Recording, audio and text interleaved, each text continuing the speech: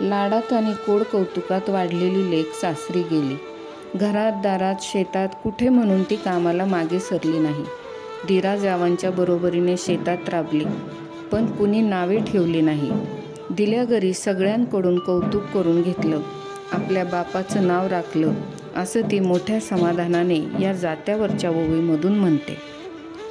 गोरं हिचं अंग काळ्या मातीनं माखलं, मैनानी माझ्या नाव पित्याचं राखलं. आई बापाच्या पोटी नारी कशाला आली होती, भरल्या सभमंदी बाप उकरितो माती.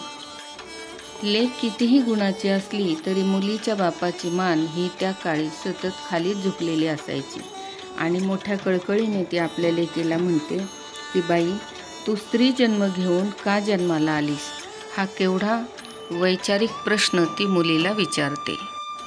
पूर्वीच्या काळी स्त्रियांना फक्त चूल आणि मूल हेच हक्काचं क्षेत्र होतं. रांधा वाढा आणि उष्टी काढा यातच त्यांचे दिवस आणि रात्री जात असत. आजच्या युगातील स्त्री ज्या प्रकारे सर्व क्षेत्रात शिक्षणामुळे वावरते तसा बुद्धीचा विकास त्यांना करता आला नव्हता.